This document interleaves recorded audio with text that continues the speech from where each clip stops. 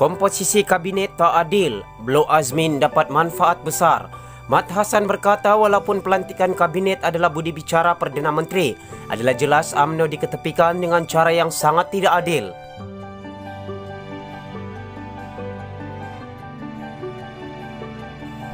Selepas beberapa pimpinan UMNO mempertikaikan komposisi kabinet yang dibentuk Perdana Menteri, Muhyiddin Yassin, Timbalan Presiden UMNO Muhammad Hassan juga mengambil langkah yang sama.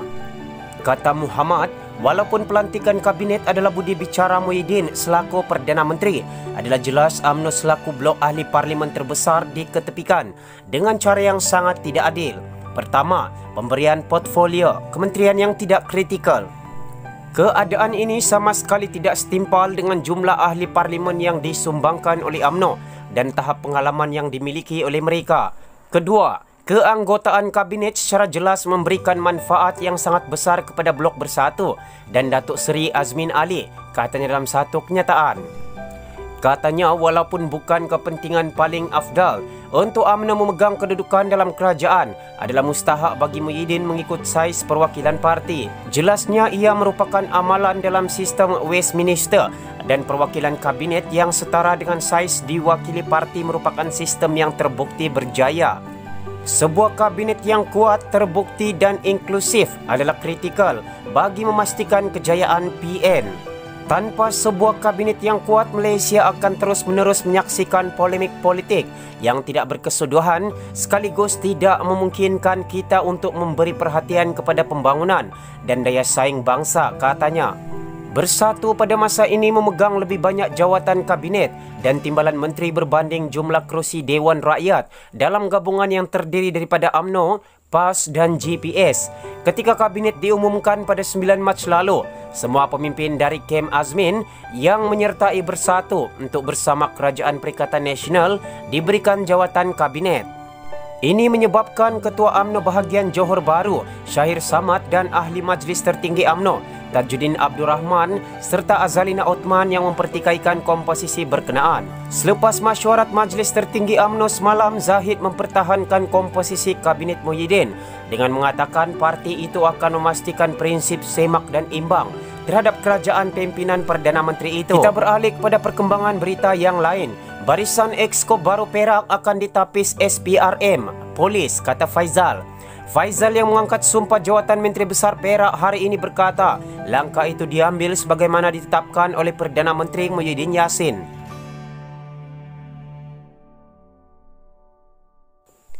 Menteri Besar Perak yang baru, Ahmad Faizal Azumu, berikrar akan melantik barisan Exco yang bersih daripada tuduhan rasuah serta ditapis terlebih dahulu oleh Suruhanjaya Pencegahan Rasuah Malaysia, SPRM dan Polis. Ahmad yang mengangkat sumpah ke jawatan itu hari ini berkata, langkah itu diambil sebagaimana ditetapkan oleh Perdana Menteri Muhyiddin Yassin. Calon-calon mesti dari kalangan mereka yang bersih yang telah ditapis oleh agensi-agensi SPRM dan Polis. Tak ada masalah yang boleh membebankan kerajaan atau menimbulkan imej yang tak baik kepada kerajaan, katanya pada satu sidang akhbar yang disiar secara langsung oleh Sin Chiu Daily. Pada 9 Mac lalu, Faizal mengisytiharkan sokongan kepada Perikatan Nasional PN menyebabkan Kerajaan Pakatan Harapan PH di Perak tumbang. Susulan itu, beberapa wakil rakyat daripada parti-parti dalam PH juga bertindak keluar parti.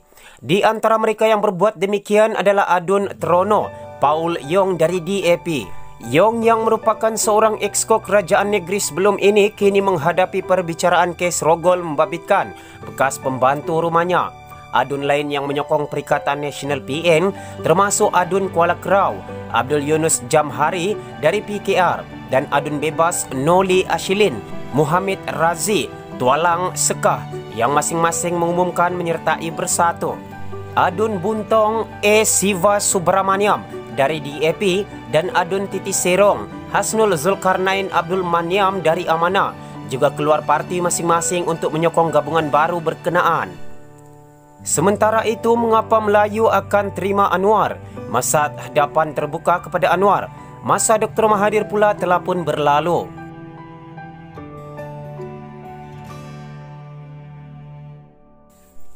Bekas Perdana Menteri Dr. Mahathir Mohamad mendakwa orang Melayu tak boleh terima Presiden PKR Anwar Ibrahim sebagai Perdana Menteri kerana falsafah politik liberalnya. Saya tidak setuju dengan Mahathir dalam soal ini.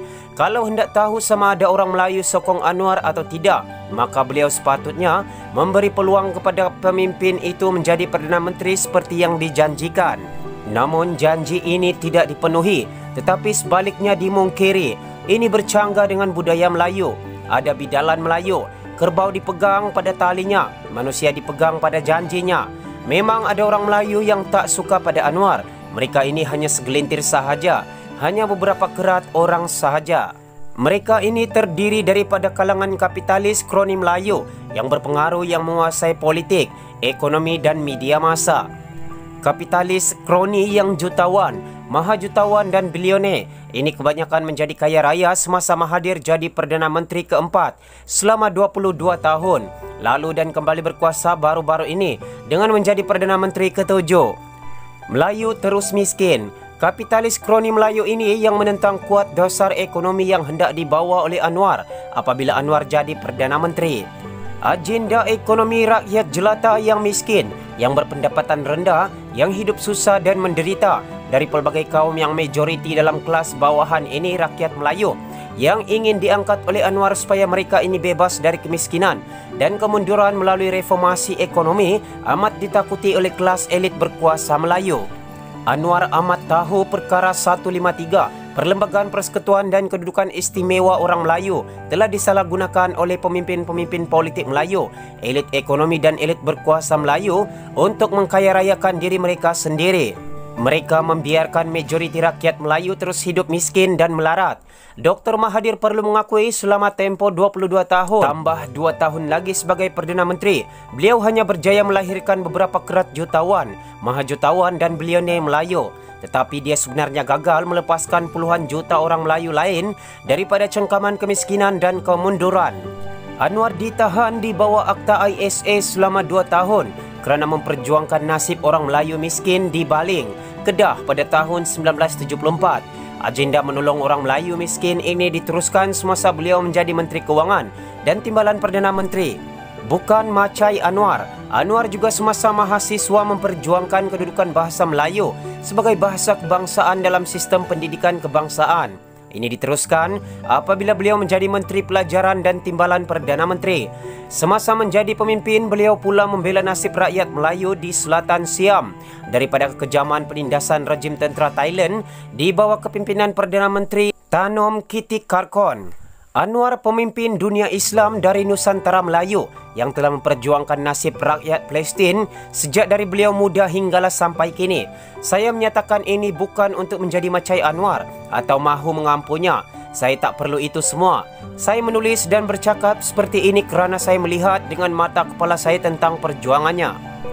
Beri peluang Anwar jadi Perdana Menteri kalau hendak lihat rakyat Melayu yang miskin, nelayan, petani, buruh, penjawat awam bawahan dan menengah sokongnya atau tidak. Dr. Mahathir telah mungkir janji kepada Anwar. Mahathir telah menafikan hak rakyat Malaysia dalam PRU14 untuk mendapatkan Anwar menjadi Perdana Menteri mereka yang ke-8. Tetapi Mahathir tidak akan menongkat langit. Anwar akan kembali ke Parlimen Malaysia. Anwar kini menjadi Presiden PKR yang lebih teguh dan bersih selepas tersingkirnya para pengkhianat. Anwar dan rakan-rakan kepimpinan dalam Pakatan Harapan akan memperkuatkan PH dalam Parlimen Malaysia dan lebih bersedia menghadapi PRU ke-15. Dr. Mahathir boleh mencamuh dan menghina Anwar sekarang dengan Anwar tetap sopan dan tidak mahu menyerang balas secara kasar dan tidak berhema. Tetapi dia tidak boleh menahan Anwar untuk bangun kembali memimpin rakyat Malaysia secara keseluruhannya secara inklusif dari semua kaum dan agama. Masa hadapan terbuka kepada Anwar. Masa Dr. Mahathir pula telah pun berlalu. Hassan Abdul Karim adalah ahli Parlimen Pasir Gudang. Tulisan ini tidak semestinya mencerminkan pendirian Malaysia kini. Kita beralih ke perkongsian berita yang terakhir. AS harus fikir 2 kali sebelum kembalikan dana 1MDB. Ini kata Dr. Mahathir memandangkan parti yang dituduh mengamalkan rasuah 1MDB sudah kembali berkuasa.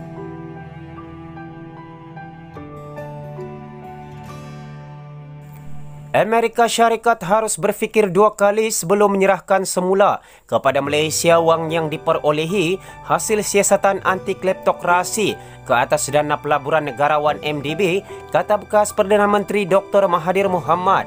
Ini katanya memandangkan parti yang dituduh mengamalkan rasuah 1MDB sudah kembali berkuasa. Mahathir 94 meletak jawatan secara tiba-tiba pada bulan lalu sebelum digantikan oleh Muhyiddin Yassin yang menubuhkan gabungan baru dengan bekerjasama dengan bekas parti pemerintah UMNO yang ditolak oleh pengundi pada pilihan raya umum 2018 kerana dikaitkan dengan skandal 1MDB.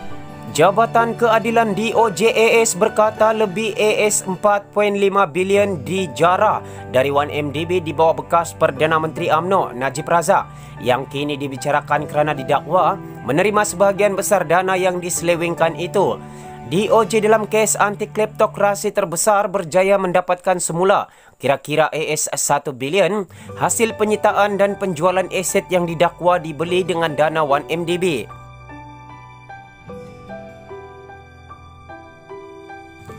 DOJ memulangkan hampir AS 200 juta ke Malaysia pada bulan Mei lalu, tetapi pemindahan kedua yang berjumlah kira-kira AS 240 juta ditangguhkan bulan lalu susulan ketidakpastian berikutan peletakan jawatan Mahathir, kata sumber. Mahathir memberitahu Reuters DOJ perlu mempertimbangkan semula keputusannya untuk menghantar semula wang itu ke Malaysia selepas kembalinya parti Najib menjadi kerajaan. Apabila kami mengambil alih, DOJ bersedia memulangkannya kerana kami menggulingkan orang yang mencuri duit itu, kata dalam satu tamu bual. Sekarang mereka yang mencuri akan dapat semula wang yang mereka curi itu. Saya fikir DOJ perlu berfikir dua kali. Sekurang-kurangnya 6 negara sedang menyiasat dakwaan rasuah dan pengubahan wang haram 1MDB yang ditubuhkan oleh Perdana Menteri pada tahun 2009. Selepas kemenangan pilihan raya yang tidak dijangka pada 2018, Mahathir membuka semula siasatan ke atas 1MDB dan penglibatan Najib dalam kes berkenaan. Najib berdepan 5 perbicaraan. Pertama, melibatkan 7 pertuduhan berkaitan dengan AS 10 juta yang disalahgunakan dari 1MDB. Keputusan perbicaraan dijangka dalam beberapa bulan lagi. Dia mengaku tidak bersalah dan mendakwa dia dipesongkan oleh Jolo dan pegawai atasan 1MDB yang lain. Najib memberitahu Reuters minggu lalu bahawa beliau menjangkakan suasana yang lebih kondusif dan perbicaraan yang adil, memandangkan bahawa Mahathir tidak lagi berkuasa. Semua sumber berita dipetik dari Malaysia Kini Online. Terima kasih kerana anda tidak jemu-jemu menyokong perkembangan channel ini. Teruskan sokongan anda dengan mengungsikan video ini. Jangan lupa untuk mengajak rakan-rakan anda untuk mensubscribe channel ini. Terima kasih.